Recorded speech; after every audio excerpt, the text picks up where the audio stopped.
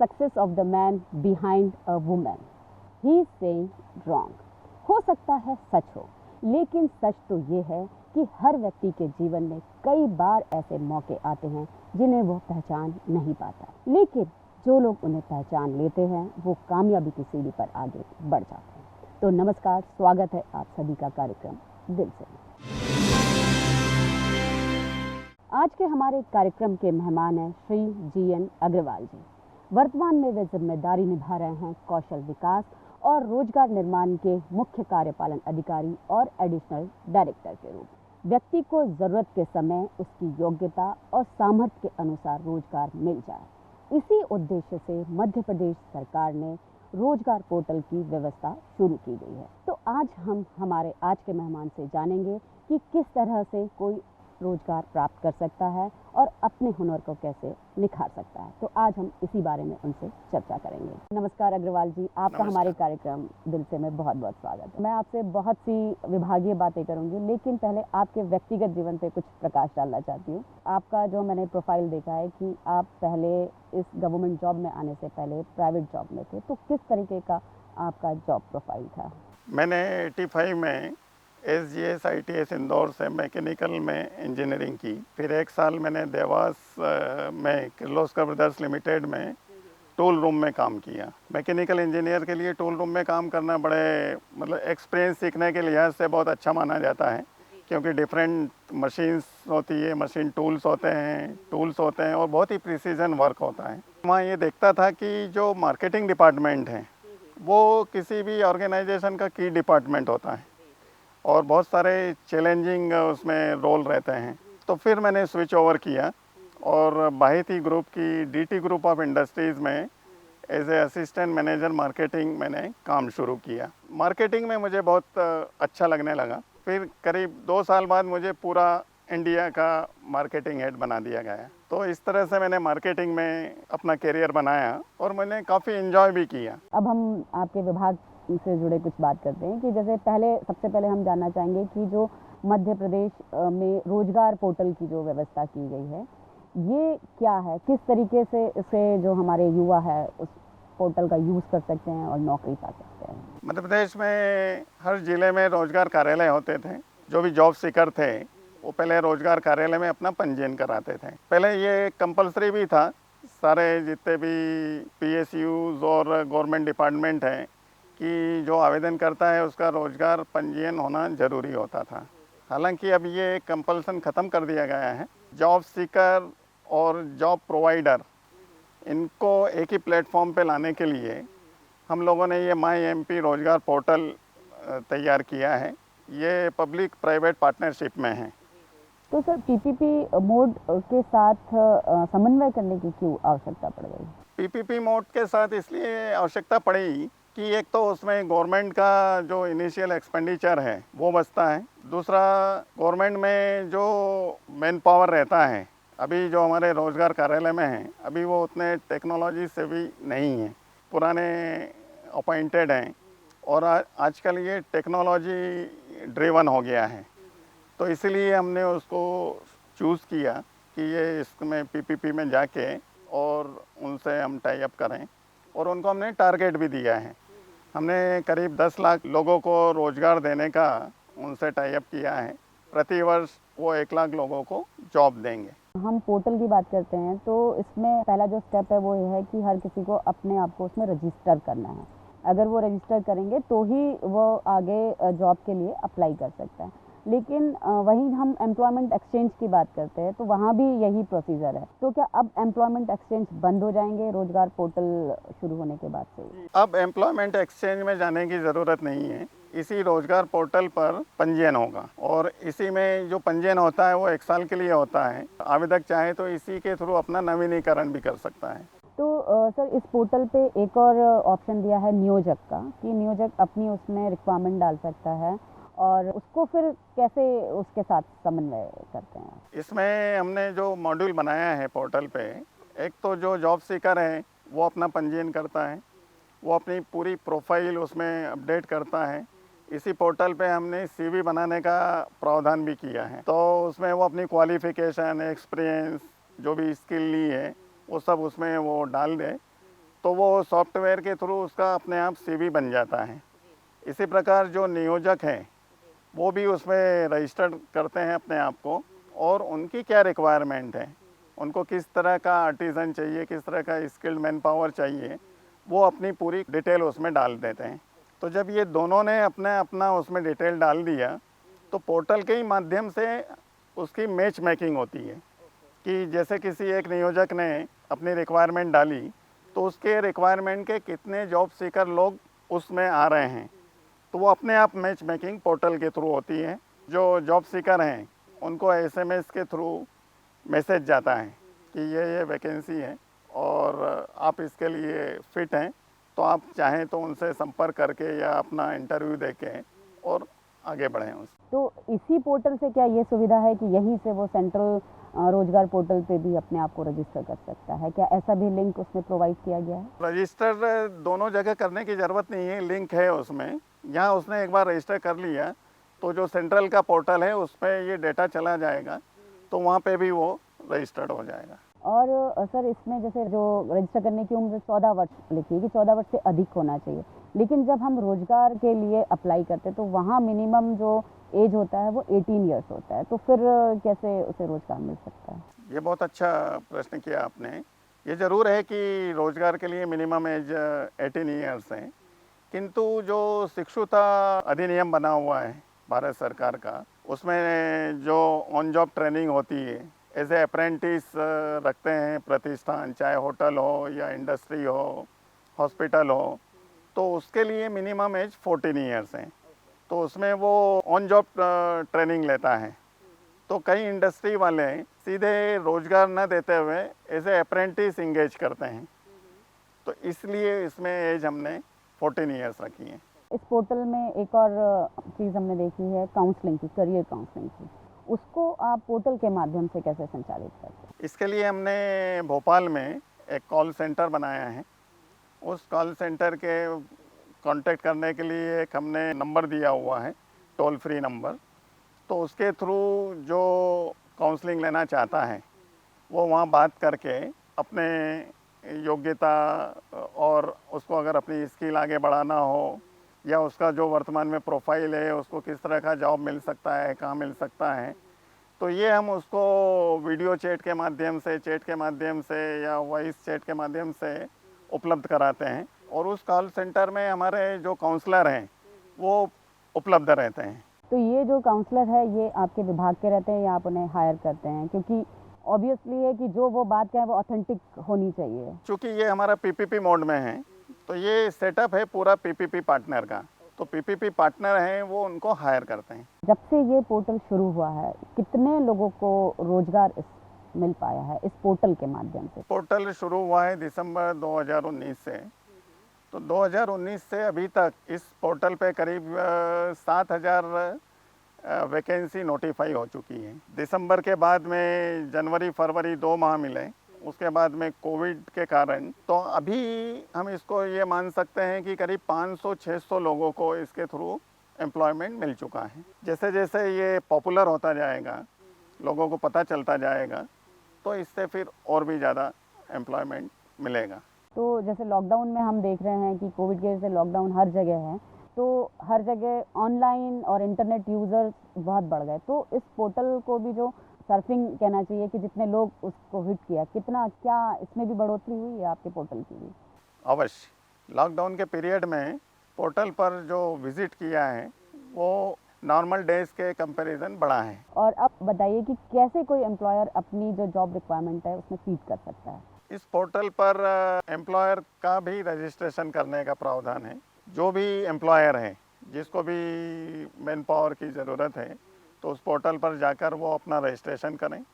उसके बाद में वो उसकी जो रिक्वायरमेंट है वो उसमें फिल करें, तो उसको जो चाहिए, कौन से स्किल सेट चाहिए, कितना एक्सपीरियंस चाहिए, कोई पर्टिकुलर कम्युनिटी का चाहिए, पर्टिकुलर प्लेस का चाहिए, तो ये सब वो उसमें अपनी डिटेल फीड करें, तो ये डेटा उस पोर्टल पर रहेगा। और जैसा मैंने पहले बताया था कि जो जॉब सीकर हैं वो भी अपनी एक्सपीरियंस, क्वालिफ़िकेशन, योग्यता सब उसमें फीड करते हैं, तो ये पोर्टल अपने आप उसकी मैच मेकिंग करेगा। जैसे मान लें किसी को कुक चाहिए, तो वो उसने अपनी डिटेल या आवश्यकता जो चाहिए वो उसमें डाली, उससे मैच होते हुए जितने भी जॉब सीकर हैं वो उनको निकाल लेगा। आपको भी वो शो होगा कि आपकी रिक्वायरमेंट के ये 8 लोग हैं, उन 8 लोगों को भी होगा कि हमारी क्वालिफ़िकेशन इस नियोक्ता की इस रिक्वायरमेंट से मैच हो रही है। इस तरह से आप चाहें तो उनको कॉल करके इंटरव्यू लेके या फर्दर अपना सिलेक्शन कर सकते हैं। जैसे अब हम यहाँ बैठे हैं इस महुआ हाउस में, आपसे मैं इंटरव्यू ले रही हूँ, तो यहाँ भी हमें जैसे ज़रूरत है एक वॉचमैन की, कुक की और सफाई कर्मी, इस तरीके के लोगों की ज़रूरत है। तो क्या हम भी आपके उस पोर्टल पे जॉब रिक्वायरमेंट डाल देंगे तो हमें भी जो है लोग मिल सकते हैं? बिल्कुल, कोई भी नियोक्ता उसमें अपनी रिक्वायरमेंट डाल सकता है। तो सर इस पोर्टल की एक और बात बताइए कि अगर किसी को शिकायत करनी है तो कैसे शिकायत कर सकते हैं? इसमें ग्रीवेंस सेल है और कॉल सेंटर है, तो उसमें प्रोविज़न दिया हुआ है, तो वो अपना ग्रीवेंस या जो भी उसमें कमी है या जो एक्सपेक्टेशन थी उनसे, वो उसमें दर्ज कर सकते हैं। तो अभी तक आपके पास कुछ शिकायतें आई भी है? शिकायतें आती हैं, अभी मेनली आती है पंजीकरण में दिक्कत आ रही है, या पंजीकरण है नवीनीकरण नहीं हो रहा है, या हमारा सीवी नहीं बन पा रहा है। तो इस तरह की शिकायतें आती हैं, तो उनको हम गाइड कर देते हैं कि उसमें ऐसा ऐसा करो तो आपका ये काम हो जाए। जो कौशल उन्नयन की हम बात करते हैं, तो किस तरीके का कौशल सिखाया जाता है और लोग किस समय अप्लाई करना चाहिए कि वो एक हुनर सीख सके रोजगार प्राप्त करने के लिए? ट्रेनिंग होती है, कौशल प्रशिक्षण होता है, उसको हमने 2 कैटेगरी में डिवाइड किया है, एक शॉर्ट टर्म ट्रेनिंग, एक लॉन्ग टर्म ट्रेनिंग। तो जो लॉन्ग टर्म ट्रेनिंग होती है वो 1 ईयर एंड अबव, तो जो ITIs हैं 1 साल और 2 साल के ट्रेनिंग दी जाती है। तो हमारे मध्य प्रदेश में करीब 96 ट्रेड्स में ट्रेनिंग होती है और 1081 ITI के द्वारा ये ट्रेनिंग दी जा रही है। इन 1081 ITI में 244 ITI गवर्नमेंट के हैं और करीब 8 ITI प्राइवेट हैं। तो ये 1 ईयर और 2 ईयर के कोर्सेज इसमें रन होते हैं। गवर्नमेंट और प्राइवेट को अगर हम मिला लें तो करीब 1.5 लाख की कैपेसिटी है। पर ईयर हम 1.5 लाख स्टूडेंट्स को ITI के माध्यम से ट्रेनिंग देते हैं। और जो शॉर्ट टर्म ट्रेनिंग है, जो इतना ट्रेनिंग का टाइम अफोर्ड नहीं कर सकते, 1 साल या 2 साल, जिन्हें शॉर्ट टर्म ट्रेनिंग लेके और तुरंत जॉब मार्केट में जाना होता है, तो उनके लिए 3 महीने से लेके 9 महीने तक की शॉर्ट टर्म ट्रेनिंग दी है। तो आपने जो नाम सुना होगा प्रधानमंत्री कौशल विकास योजना, DDU-GKY, और हमारे मध्य प्रदेश में हमने 2018 में शुरू की थी मुख्यमंत्री कौशल संवर्धन योजना। तो इन योजनाओं के माध्यम से हम शॉर्ट टर्म ट्रेनिंग देते हैं। हमारे डिपार्टमेंट के अलावा RD डिपार्टमेंट भी देता है, अर्बन डिपार्टमेंट भी देता है, ट्राइबल डिपार्टमेंट भी देते हैं। तो ये सब लोग अपना वो निकालते हैं, RFP निकालते हैं, उसके माध्यम से ट्रेनिंग प्रोवाइडर को एम्पैनल करते हैं और फिर वो ट्रेनिंग प्रोवाइडर अपनी ट्रेनिंग देने की लिए पूरा इंफ्रास्ट्रक्चर जुटाते हैं। तो सर जैसे स्किल डेवलपमेंट में आपने कहा है कि जो ITIs हैं वहाँ पर बच्चे अपना एडमिशन लेते हैं और लॉन्ग टर्म और शॉर्ट टर्म कोर्सेज करते हैं, तो क्या ये इसमें एडमिशन लेने के लिए 10th तो मिनिमम रिक्वायरमेंट है, लेकिन कितने एज तक के बच्चे इसमें अप्लाई कर सकते हैं और कब तक हुनर सीख सकते हैं? कोई एज क्राइटेरिया भी होगा? ये जितने भी प्रशिक्षण कार्यक्रम हैं उसमें केवल मिनिमम एज का बंधन है, 14 ईयर मिनिमम एज होना चाहिए, अधिकतम एज का कोई बंधन नहीं है। कोई किसी भी एज में ट्रेनिंग के लिए एडमिशन ले सकता है। लेकिन इसमें क्या पार्ट टाइम सीखने का भी कुछ प्रोविज़न है? क्योंकि कई लोग नौकरी कर रहे होते हैं फिर भी उन्हें कोई ना कोई हुनर अपना सीखना या हुनर निखारना, तो क्या पार्ट टाइम की भी व्यवस्था है? ज़रूर, जो लॉन्ग टर्म ट्रेनिंग है जो ITI में होती है, ITIs हमारी 3 शिफ्ट में चलती हैं, सुबह 7 से 3, 9 से 5 और 5 से 11। तो अगर जो दिन में काम कर रहे हैं और उनको ITI करना है तो वो अपना 3rd शिफ्ट में एडमिशन ले सकते हैं। इसके अलावा जो शॉर्ट टर्म ट्रेनिंग होती है, शॉर्ट टर्म ट्रेनिंग अधिकतर एक दिन में 4 घंटे की होती है। तो वो 4 घंटे का जो टाइमिंग है, वो जो ट्रेनिंग प्रोवाइडर है, प्रशिक्षण प्राप्त करता है, उनकी सहूलियत के अनुसार वो अपना टाइमिंग रख लेते हैं। 1-2 साल पहले हमने देखा था ग्लोबल स्किल पार्क का उद्घाटन हुआ था। तो ये ग्लोबल स्किल पार्क क्या है और किस तरह की ट्रेनिंग यहाँ दी जाएगी और कब तक ये हम लोगों को दिखाई देगा कि अब यहाँ पर ट्रेनिंग शुरू हो गई है? एशियन डेवलपमेंट बैंक के से लोन लेके मध्य प्रदेश गवर्नमेंट ने ग्लोबल स्किल पार्क की परिकल्पना की थी और अब ये मूर्त रूप लेने जा रहा है। तो इसमें हमने जो विश्व के सबसे अच्छे इंस्टीट्यूट हैं, जैसे एक है सिंगापुर में ITEES, तो उसको विज़िट किया था हमारे मुख्यमंत्री जी ने, हमारे प्रधानमंत्री जी ने भी, और उन्होंने काफ़ी उसको सराहा था। अपनी विज़िट के दौरान ही मुख्यमंत्री जी ने कहा था कि हम ऐसा ही इंस्टीट्यूट हमारे प्रदेश में बनाएंगे। तो तभी हमने ITES के साथ में अनुबंध किया और फिर एशियन डेवलपमेंट बैंक से लोन हमारा फाइनल हुआ। करीब 1500 करोड़ के प्रोजेक्ट है ये, और इसमें हम एक ग्लोबल स्किल पार्क बना रहे हैं भोपाल में, और 10 जो डिविजनल प्लेसेस हैं वहाँ पर हम मेगा ITI बना रहे हैं। मेगा ITI मीन्स जो ITI वहाँ पहले थी उसका हम उन्नयन कर रहे हैं। तो इन सभी जगह जैसे ग्लोबल स्किल पार्क जो भोपाल में बन रहा है, ये काफ़ी आगे बढ़ चुका है। इसका एक विंग जिसको हम global skill park city campus बोलते हैं, ये गोविंदपुरा ITI के कैंपस में बन चुका है और बहुत ही अच्छा बना है। आप चाहें तो उसको विज़िट करके देखिए। और उसमें हमने मशीनिस्ट से रिलेटेड ट्रेड शुरू किए हैं, करीब 6 कोर्सेज शुरू किए हैं और 1 साल के कोर्स हैं। इसमें अलग अलग कोर्स के लिए अलग अलग क्वालिफ़िकेशन है। कुछ कोर्सेज में ITI पास एडमिशन लेते हैं, कुछ में डिप्लोमा, कुछ में BE। तो बहुत ही हाई इंजीनियरिंग, हाई टेक्नोलॉजी के कोर्सेज हैं। जैसे स्किल डेवलपमेंट की हम बात करते हैं तो कई ऐसे लोग हैं, जैसे हम दिव्यांग लोगों की बात करते हैं, उनके लिए क्या व्यवस्था है, कैसे वो स्किल सीख सकते हैं कि उन्हें भी रोजगार मिल सके? दिव्यांग लोगों के लिए हम ITI में अलग से कोर्स चलाते हैं। 100% दृष्टिबाधित हैं या जो डेफ एंड डम हैं, उन सब के लिए हमने करीब 6 ITI में स्पेशल कोर्स उनके लिए चलाए हुए हैं और वो उनमें एडमिशन लेके और अपना ट्रेनिंग लेते हैं। तो जो सामाजिक न्याय विभाग है हमारे मध्य प्रदेश का, क्या वहाँ से भी, क्योंकि वो दिव्यांगों को ही पूरी देखभाल करते हैं, तो क्या वहाँ से भी आपके पास कुछ लोग आते हैं या वो लोग भी डायरेक्टली आपके पास भेजते हैं कि इन लोगों को स्किल की जरूरत है? सामाजिक न्याय विभाग के सहयोग से ही ये कोर्स चल रहे हैं और इसका ट्रेनिंग का पूरा खर्च सामाजिक न्याय विभाग के द्वारा हमें रेम्बर्स किया जाता है। तो सर, जैसे हर तरीके का, जैसे आपने कहा 90 तरीके के ट्रेड्स आपके यहाँ सिखाए जाते हैं, तो सबसे ज़्यादा पॉपुलर ट्रेड कौन सा है और आज के सिनेरियो के हिसाब से लोगों को किस स्किल को सीखना चाहिए कि उन्हें रोजगार मिल जाए और सेल्फ एम्प्लॉयमेंट की तरफ भी अग्रसर हो? बहुत अच्छा प्रश्न पूछा आपने। अभी जो ट्रेंड है स्टेट लेवल पे भी और नेशनल लेवल पर भी, तो जो इलेक्ट्रीशियन ट्रेड है वो सबसे ज़्यादा पॉपुलर है।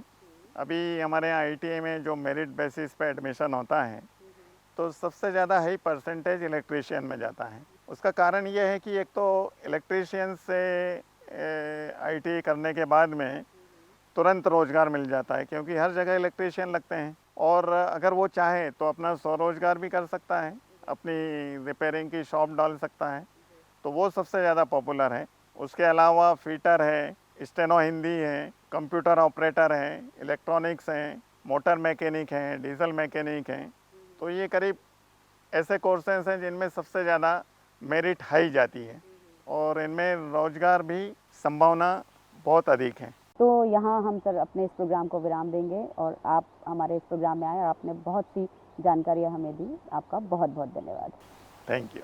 तो मध्य प्रदेश सरकार का ये रोजगार पोर्टल हमारे युवाओं के लिए मील का पत्थर ज़रूर साबित होगा, लेकिन ज़रूरत है तो सिर्फ जुनून, जिद और जज्बे की। तो बस आज के कार्यक्रम में बस इतना ही। अगले हफ्ते हम फिर हाजिर होंगे। तब तक मुझे और मेरी पूरी टीम को दीजिए इजाज़त। नमस्कार।